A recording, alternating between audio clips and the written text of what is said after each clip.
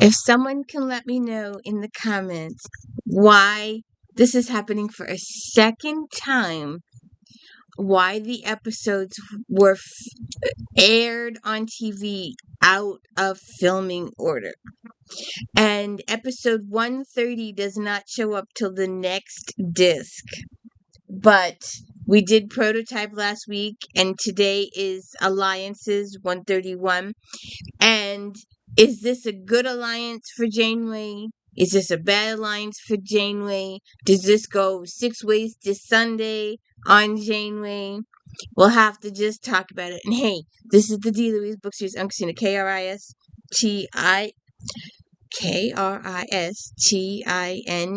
This is where we read books, talk about books, no special effects, no theme music, none of that fancy smancy stuff going on here. And if you could please hit the like and subscribe, I'd appreciate it. I'm always forgetting to ask. We do unboxing on Sundays. I don't know what's in those boxes. I don't want anything in those boxes, but I find an interesting box. I'll talk to you about it, and then we get rid of it. And 6 months later, I'm watching the video going, damn, I should have kept that book. And we're reading J.D. Robb on Saturdays. We're doing Flashback Mondays. We have If Then Fridays. If you like this author, maybe you like that author. And of course, Voyager Recap and Star Trek Next Generation Recap. If you haven't been to those, please watch those. And please hit the like when you go into those. Please, please, please, please, please. I've lost a ton of subscribers this week. I'm really depressed. So anyways, let's see. There's no captain's voiceover. I should fix this chair. There is no captain's voiceover for this, so let's just get started. I hope my audio is okay. Fingers crossed. You all heard me for the first 1 minute of this podcast. But we start the episode, no captain's voiceover, like I said. And a Voyager is under attack from 2 Kazon vessels that are firing on them. So let's see what happens. I'm not very good at this quick back and forth. Go to engineering, go to medical, go to engineering, go to medical, go to the bridge. I'm just not good at all that stuff. So, the ship is really in bad shape. Torres says, we're in bad shape, Captain. We had to shut down the warp engines to avoid breach. The impulse engines are gone too. And she's got quite a few injured in engineering, and she's going to beam some up to sickbay. And EMH says, I hope this is urgent, Lieutenant. We have our hands full at the moment. I'm sending up an emergency transport. One of my people severely burned. And the doctor says we'll do the best we can. And then we're back on the bridge. Kim says, more damage reports coming in, Captain. There's a hull breach on deck 4. Force fields in place. Repair crews on the way.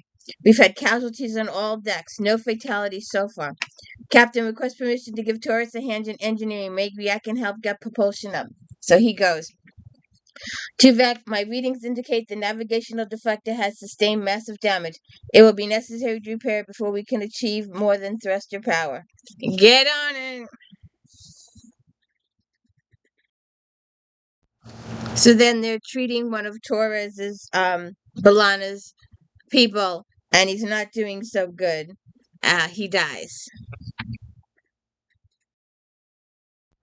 Then Chakotay comes to see Janeway, and he tells him that crewman Benderin is dead. The doctor couldn't do anything.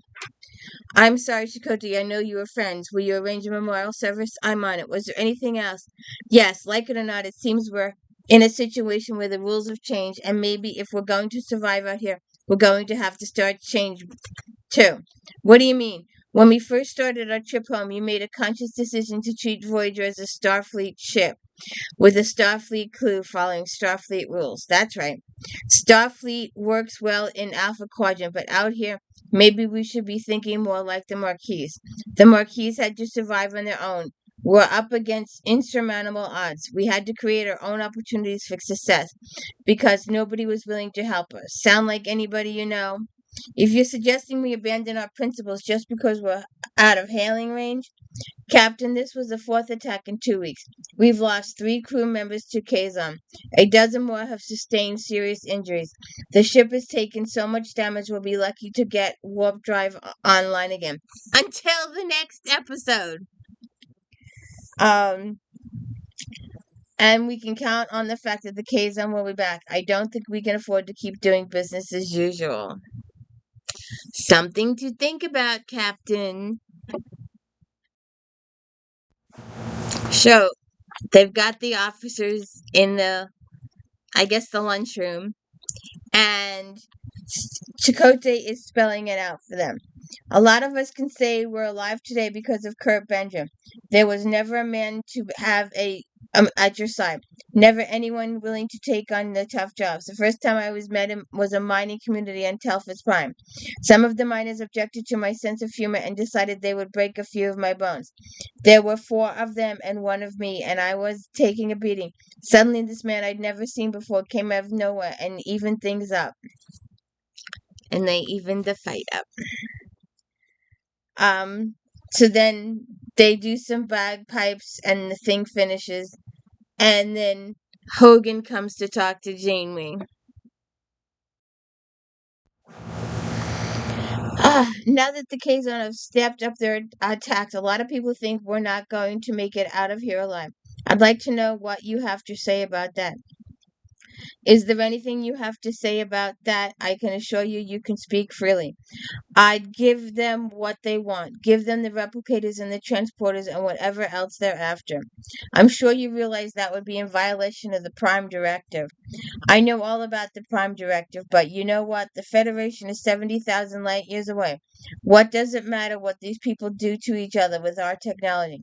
I appreciate your concerns, Crimin, but let me make it absolutely clear I'll destroy this ship before I turn any part of it over to the Kazon. So that's how the Marquise would do it.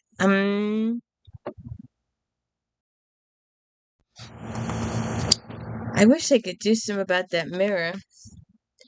A lot of where was I?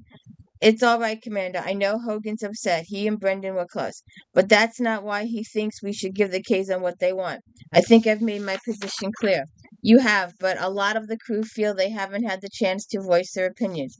This isn't a democracy, Chakotay. I can't run the ship by consensus. A lot of the Marquis feel the Federation abandoned them years ago. You may be willing to die for Federation principles, but they're not. I can't believe you'd support that man's position. I don't. But is there something in between your position and his? Can we do a compromise of some sort? Kind of. Captain, this is unexpected. I've been in your quarters before. Indeed, but so rarely that I can remember each instance. Vulcan spiced tea hot, and it was always at a time when you particularly troubled. Indeed. So, right, as usual. Thank you, Commander. Chakotay has proposed that we make an alliance with one of the Kazon factions. We wouldn't give them weapons or technology, but we would pledge to support and defend them if they attacked us. I am sure that made you uncomfortable. How can I consider it? I can't just walk away from the precepts Starfleet has laid out for us. You don't deal with outlaws. You don't involve yourself in political machinations of other cultures. It goes against everything I believe in, everything I was trained for. Quite right. Do I hear a however coming? You are perceptive, Captain. I believe Commander Chakotay's suggestion may have merit. Help me understand that. When I was young, a vague visionary named Spock recommended an alliance between the Federation and the Klingons. This produced a major dispute. The Klingons, after all, were outlaws employing violence and brutality in order to build their empire. I myself spoke out against such coalition, but the alliance was forged, and it brought a stability to the quadrant that had not been there for 200 years. Spock's suggestion, so controversial at first, proved to be the cornerstone of peace. There are some differences here. By aligning ourselves to one faction, we'll be giving that faction more power than the other. That would clearly affect the internal politics of all the Kazon. I understand your concern, but remember, it would only be a temporary arrangement, so you're on our way out of this quadrant. In the meantime, it might bring stability to the region and security for us. Once we're gone, they'll probably go back to their infighting. Perhaps, but even temporary stability can bring an appreciation for peace. And then he's talking about some flowers. I need a room shot. I need a group wide shot. They'll probably do it at the end, but I'm going to stop here. She's in the briefing room, and she's got Kim, she's got Neelix, she's got Tuvok, she's got B'Elanna, she's got Chakotay. They're all in the room. Consequently, after much consideration, I've decided to seek an alliance with one of the Kazon factors. Kim says, "You can't be serious, Captain." Ensign, I'll be glad to discuss my reasoning with you at a more appropriate time. However, this meeting is not to debate the decision, but to decide how to pursue it. Captain, raising his hand. Yes, Neelix. We're not far from a planet known as Cerberus, where there's a Kazon settlement inhabited by a faction known as the Pomar. I have acquaintance there, someone who owes me some favors. Some rather large favors, actually. Perhaps I could meet with him and sound him out. Is he authorized to speak for Maj? Tuvok asked him. We're not exactly, but he does have the Maj's ear. This would be informal, but it might give us the reading on the possibility without the risk of actual confrontation.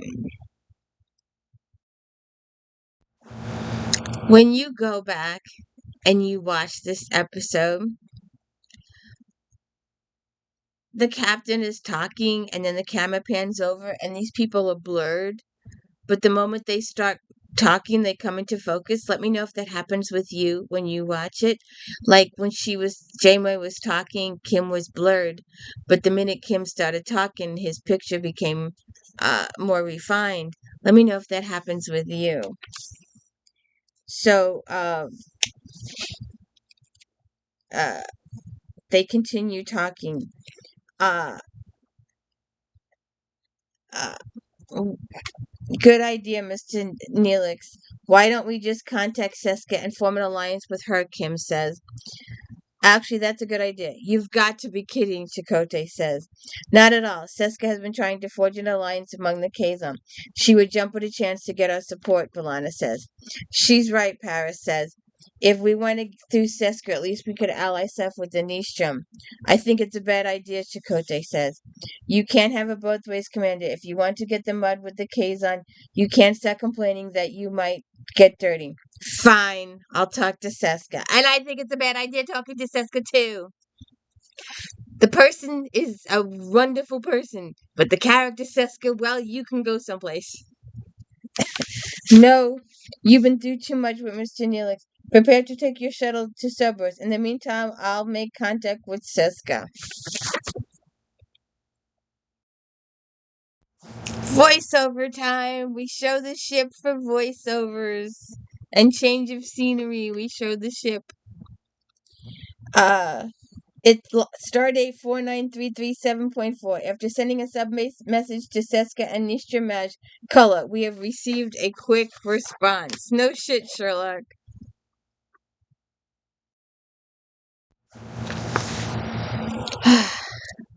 Captain Janeway, Commander Chakotay, I say we were surprised to hear from you. No shit, Sherlock.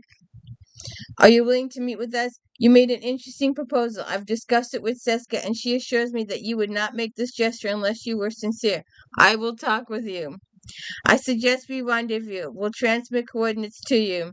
If you don't mind, Captain, we'd prefer to choose the coordinates. Fine, transmit them to us. We'll meet approximately 24 hours. I must say, Captain, I look forward to this opportunity. Yeah, uh-huh. Someone is gonna undermine someone here. I'm not gonna show it. It might be good for ratings, but I'm not gonna show it. But when you first enter the scene, if you go and watch this episode, the very first thing they show you is the girl's chest. Right up front and center. The entire viewing screen is the girl's chest. Really?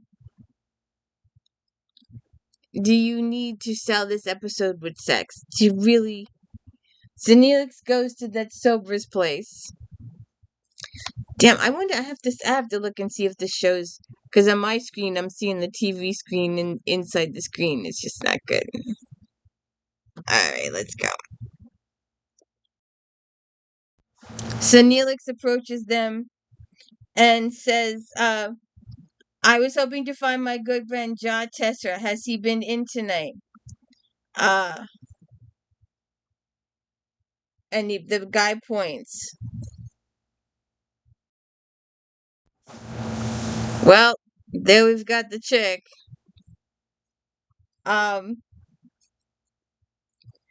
What brings you here of Talaxian? I'm good at puzzles. Perhaps I can help. The dancer showed it to me. By moving only 2 rods, and this decadent can become an Isakon. She said she'd spend the night with me if with the man who could solve it. Oh, splendid motivation, to be sure.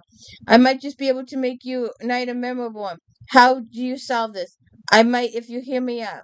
My fortunes have changed since we last met. I've become a person of influence about a starship known as Voyager. You must think us very isolated. Everyone knows that. It's probably the only reason you are allowed in, especially after last time. A simple misunderstanding, Tesser. I know you have the ear of the first Maj, as I do with our captain.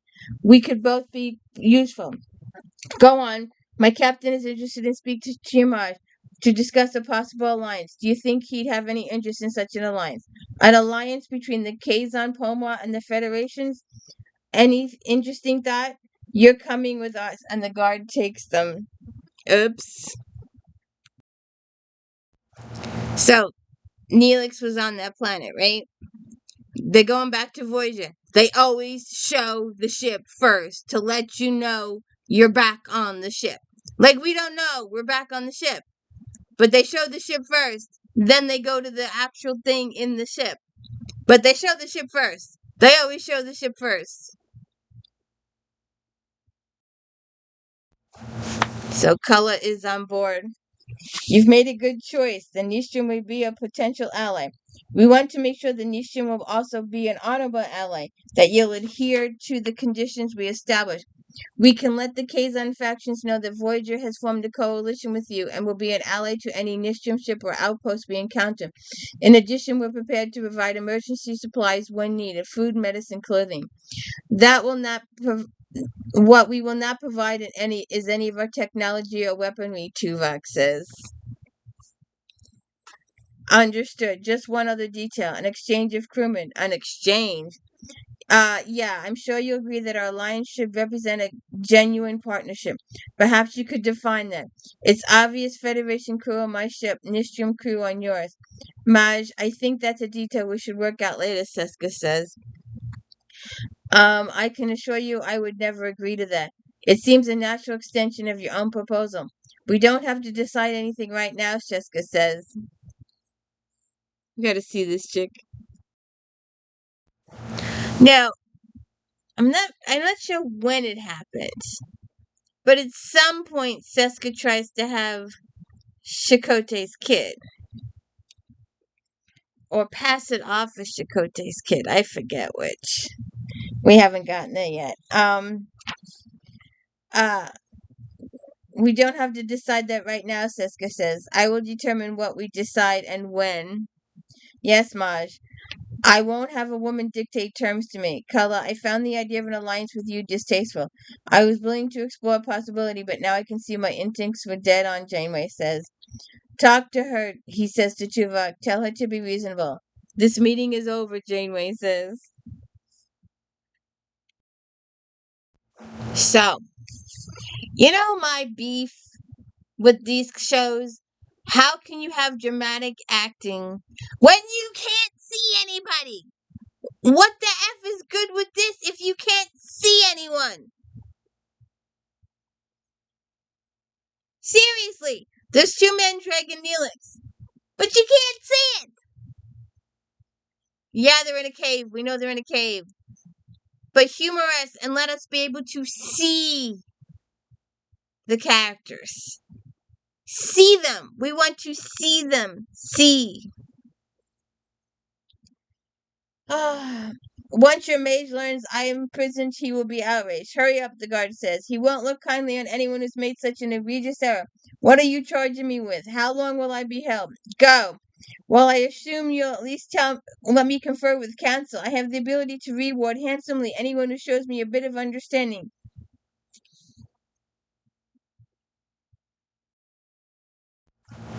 Um, it's a little hard to see, so I'm not gonna do all of it. I'm just gonna show Neelix because again, it's dark.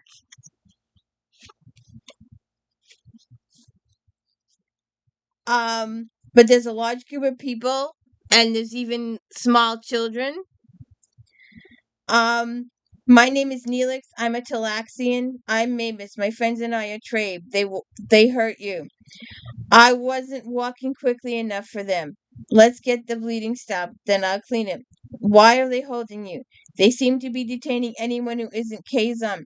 Several of our group have been taking questioning, but so far none of them have come back. How long have you been here? 5 days, Mavis says. They attacked us in space. 20 of our group died. We lost 9 more since they put us in prison, including some of the governing council. I'm the only one left.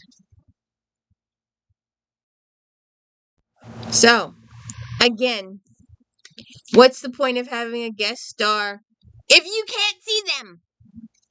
Hmm? Hmm? Hmm? The Kazon won't be satisfied until you all been annihilated. If we learned anything, it's how to survive. Did you notice how many guards they have posted at the front entrance? Only 2. I guess they assume this place is so secure they don't need any more. Why do you ask? We don't plan to sit here while they kill us one by one. We were able to get a message through to another trade vessel before we were boarded. Help is on the way. Can we count on you? Up. Time for another captain's voiceover, so we show the ship. Captain's log supplemental. We're on our way to the rendezvous with Mr. Neelix. I can only hope that he had more luck with the Kazon than we did. Not quite. So, we're back on the bridge here. We're approaching the coordinates. Janeway says, all stop. I don't see any traces of him. Long-range sensors indicate no signs of Mr. Neelix's shuttle within a radius of 2 light years. The Kazon have him, Paris says. We cannot jump to conclusions. He may simply have been delayed. We'll hold position here for 2 hours. If he hasn't shown up, we'll go to Cerberus. So then we're back in engineering. And Hogan says, Lieutenant, could you fill us in a little? Well, there are all kinds of rumors flying around what's going on with the Kazon. Nothing going on yet. The captain's talk with Seska fell apart quickly. Nothing's going to come of this, Balana. You were Seska's friend. Couldn't you get a word to her to work things out? No, I couldn't, she says. I don't understand. Hogan, it's gone too far. Seska isn't the person we thought she was. I don't trust her anymore. Even if it means us getting home in one piece. Or do you agree with the captain that withholding our technology is worth dying for? She turns to him and she says, who are you to be second-guessing Captain Janeway? The hardest thing you have to worry is keeping the dilithium chamber filled. She's doing the best she can to get us home, and if you don't like the way she's doing it, I don't want to hear about it. Is that clear? So we've got a disgruntled crew person here. So then we're back in the caves, and Neelix and Mavis are talking. I can't promise you'll get out of here alive, but if we stay here, we'll die anyway. I'd rather go out fighting myself. That one might be a problem. He's the kind who'll start shooting at the first sign of trouble. Because they're walking around the caves. I guess they can do that. Then they start something. Let's see what happens. They showed the ship again. I just thought I'd let it go this time. I've made my point. But Janeway's like, set a course for Sobers. Tuvok on the phaser banks and load the torpedo bays. We don't know what the Kazon have in store for us. Shield its full power. So how long has it been since the fight with the Kazon in the beginning of the episode that we've repaired the ship completely? Yellow alert, all hands at the ready. Captain, what is it? Kazon ships on long-range sensors closing fast. Confirm that, Captain. It appears to be an armada. The weapons are powered. Red alert. Power all weapon systems and stand ready, Mr. Kim. Hail the lead ship. They're hailing us, Captain. I'll put it on screen. Neelix is there. So Neelix and his good buddy, Mavis, are there. And they want to talk.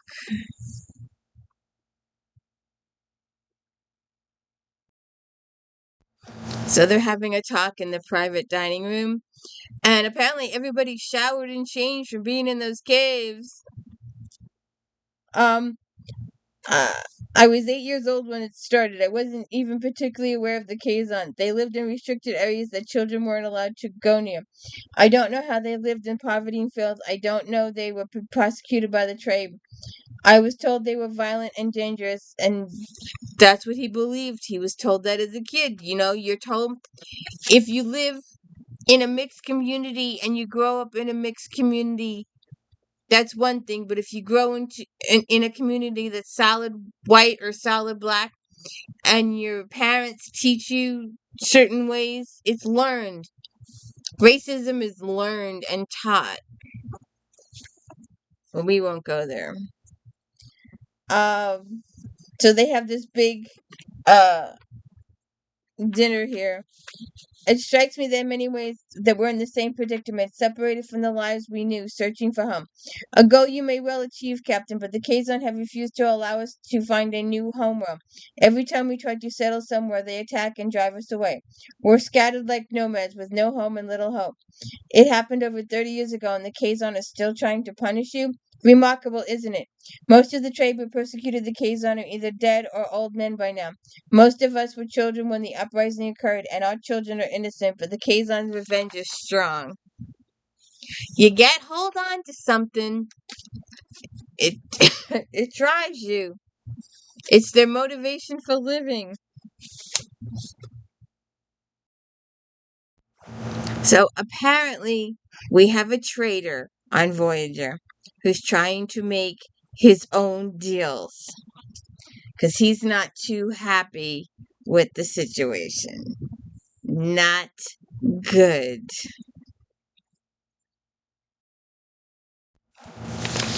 So Neelix and Tuvok are talking, and Chakotay's there too. Before the uprising, the Trabe were known as a highly evolved species, Neelix says. They produced scholars and artists who were widely admired, and their technology was among the finest in the quadrant. No one really knew about the Kazon and how they were being treated. Why not? Holding another culture in virtual slavery isn't the kind of thing that could go unnoticed. You have to understand, the Trabe were rich and powerful. They manipulated information and the conditions on their planet. No one wanted to risk offending them and losing opportunities for trade. I'm gonna keep my mouth shut. It seems to me they've learned their lesson, and maybe Center's people have freely acknowledged they were responsible for what happened. Still, I don't see that it's a particularly good idea to form an alliance with the blood enemies of the Kazon. We risk uniting all the factions against us. The only thing the Kazon agree on now is how their common enemy. It's hard to imagine anything getting much worse. The Trabe has a lot of ships and a lot of weapons in the convoy. I think this alliance would be better than none at all. I'd rather not be in the position of making an alliance at all, but that may be a luxury simply as we don't have. My gut tells me we don't have any friends among the Kazon. So maybe the tribe is the better option of two evils. So then the doctor is treating some of the sick. And then Janeway talks to Mavis about possibly forming an alliance. Then Kala is talking to Seska and says they've received a message from Voyager. They formed an alliance with the Trabe. The Trabe? They're calling for a conference of all the First Majors. How could this have happened? It happened because you let Voyager slip away right into the hands of the Trabe by insisting that ridiculous exchange of crews. I could not let that negotiation be dictated by a woman. That's becoming a tired trend, Kala. One day that will be your undoing. And Siska's all over him like a wet blanket, whispering in his ear about taking over Voyager and stuff like that. She's trying to be the woman behind the leader, or actually kill the leader and become the leader herself. But anyway, here we are again. I couldn't go without missing my point here. They showing Voyager for Captain's voiceover. Captain's log, stardate 49342.5. Neelix has returned from Sobers, where he learned a disturbing piece of information that may require us to rethink our plans.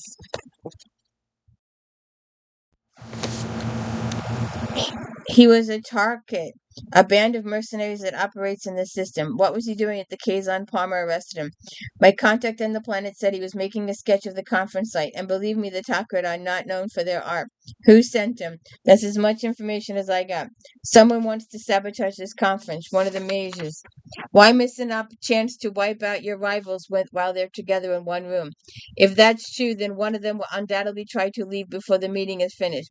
Captain, I think you should consider not going to the conference. No, if I can help bring stability to this quadrant, I'm going to try. But they need to keep the rumor in their back pocket and pay attention. So then Neelix is talking to Tersa. I gave a great deal of thought to the shape of the table. I finally decided on triangle. Your group will sit on one side, the mage will occupy the other two. Does that seem appropriate? Have you heard anything about the matter we discussed? Don't talk about that here. It could mean my head. Does the table shape seem accessible? This time I'm here with a powerful starship. You better be telling me the truth.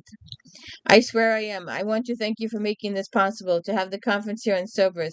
My mage has rewarded me handsomely for the prestige it affords him. If there's any further I can be of service, let me know. And everybody else arrives.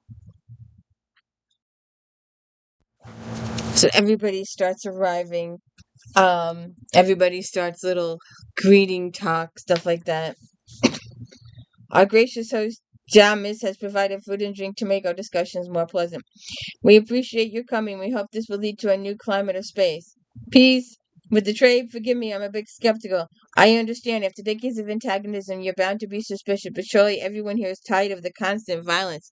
Probably not. That's probably why they do it. I feel like I'm watching a beauty pageant. Mr. So and so is here. He's aligned with so and so. And he walks around the table, takes his chair. Then the next one walks in. Hey, this is Mr. So and so. He's with so and so. And he sits down. And then the next, they're all coming in single file. I know they probably spent hours upon hours in hair and makeup to be what, on screen 5 minutes? Not even 5 minutes.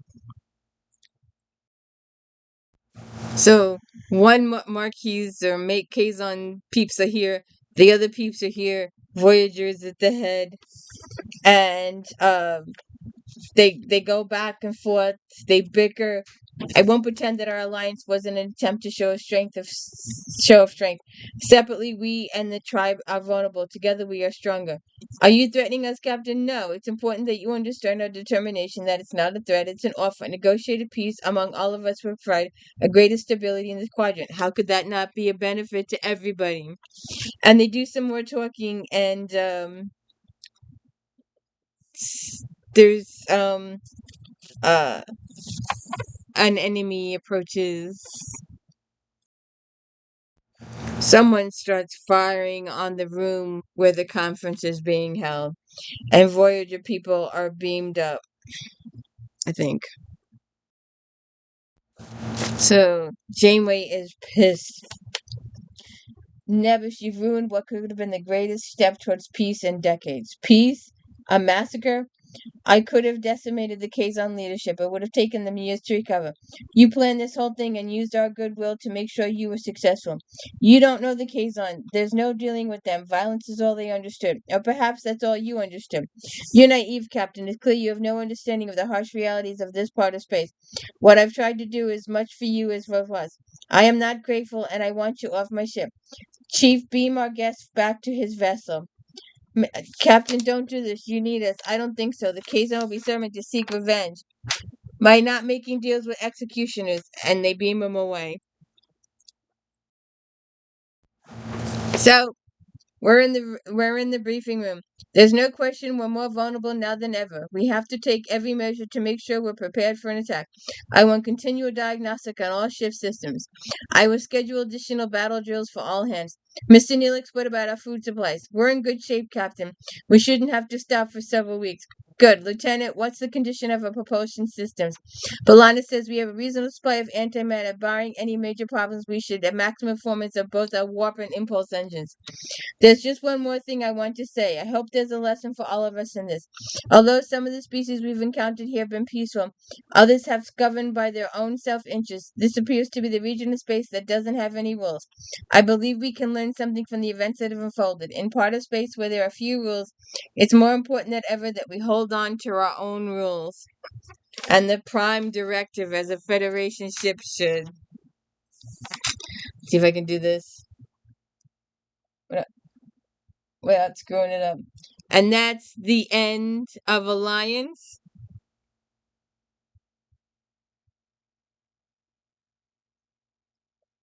And I hope you will tune in with me next week for Threshold, and then the Meld, and then we'll go back to episode 130. And please hit the like and subscribe. Thank you so much for joining me with this. Have a good one.